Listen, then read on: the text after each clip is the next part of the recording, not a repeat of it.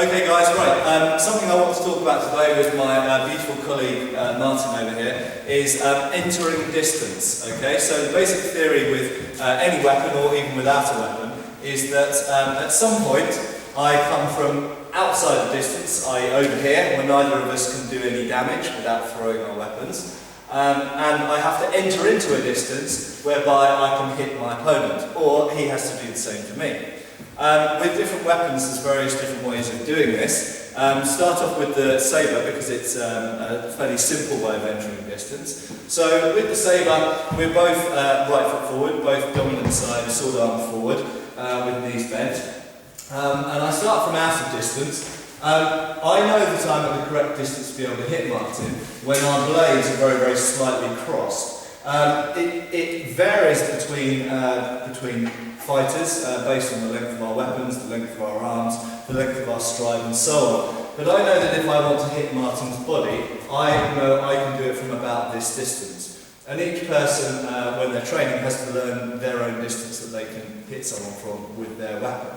Okay, so moving into distance, I know that from about here, with one simple lunge step, I can hit Martin in the head or body, or with what's called a half lunge, I can hit him in the arm. Okay? Now, the purpose of the lunge step is so that with the simplest and smallest and quickest movement possible, I can move from out of distance or on the edge of distance here, quickly in and hit him, and then back out again. Okay? So it's all about entering distance and hitting the opponent in as quick and as simple a movement as possible. With the longsword, we've just changed weapons. With the longsword it's a different matter because we've got passing footwork. So if I just ask Martin to stand there in apostrophe done at the moment. So if I want to enter distance to hit him, I can walk by passing footwork, or I can, if I want, move forward with the same foot forward as I was doing in sabre. But when I launch the attack, I'm going to do it with a passing step. That is, my back foot will move past the front foot with a step to hit. Okay? So it's a slightly different way of entering distance. So before we entered with a lunge, and now we're going to enter with a passing step. So I come from out of distance here, where neither of us can hit each other. I know that with one passing step I can hit him from about that distance, and then one passing step and hit at the same time.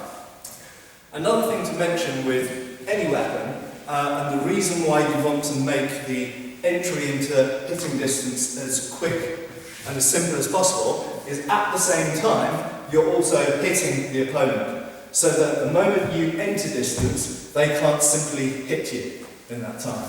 Okay? So as I come into distance here, I take a passing step and attack, such that he has to deal with my attack as I enter the range.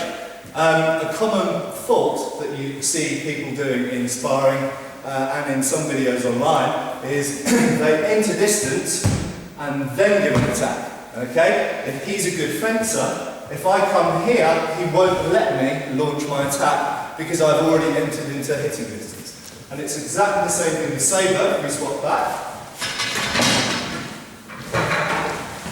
you must enter distance, hit, and then out again, quickly and simply in one motion. What you see in a lot of videos online and a lot of sort of lower level, beginner level sparring is people enter distance and then they hit, and they do lots of things in this hitting distance and they get hit or a double hit as a result.